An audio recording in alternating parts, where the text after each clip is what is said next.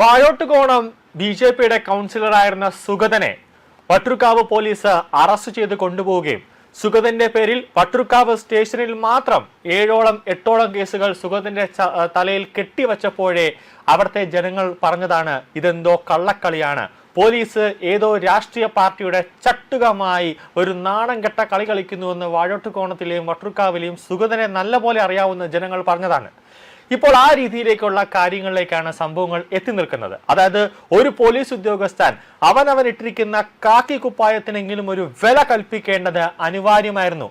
ഒരു MLA-യോ അല്ലെങ്കിൽ ഒരു രാഷ്ട്രീയ പ്രവർത്തകന്റെയോ ചട്ടുകമായി ഒരു പോലീസ് ഉദ്യോഗസ്ഥൻ ഒരിക്കലും മാറാൻ പാടില്ല എന്നതാണ് ഏറ്റവും പ്രധാനം. അങ്ങനെ മാറിയ ഒരു പോലീസ് സംവിധാനമാണ് വട്ടിയൂർക്കാവ് പോലീസ് സ്റ്റേഷനിൽ അവിടുത്തെ CIയും SIയും ഉള്ളത്. അതായത് നല്ല പോലീസുകാരെ കൂടി ചീത്തപ്പേര് വാങ്ങിച്ചു കൊടുക്കാനായിട്ടുള്ള കുറച്ച് പോലീസ് ജന്മങ്ങൾ.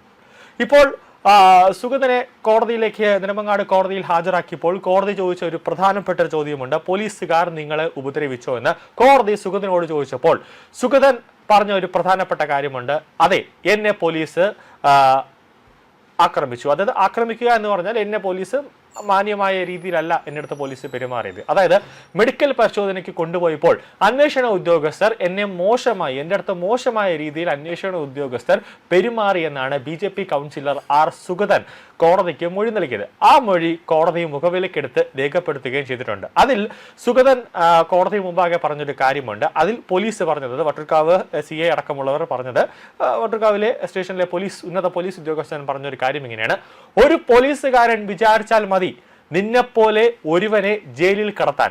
നീ പുറത്തിറങ്ങില്ല, അകത്ത് തന്നെ കിടക്കുമെന്ന് പോലീസുകാർ ഭീഷണിപ്പെടുത്തിയതായും സുഗതൻ പറഞ്ഞുവെന്നാണ് സുഗതൻ കോടതി മുമ്പാകെ മൊഴി നൽകിയത്.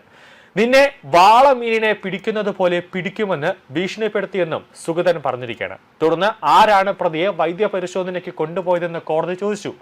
വിയൂരിൽ നിന്ന് കൊണ്ടുവന്നവർ തന്നെയല്ലേ മെഡിക്കൽ പരിശോധനയ്ക്ക് കൊണ്ടുപോയതെന്ന് കോടതി കുറ്റപ്പെടുത്തി. അപ്പോൾ എന്തുകൊണ്ടാണ് കോടതി കുറ്റപ്പെടുത്തിയത്?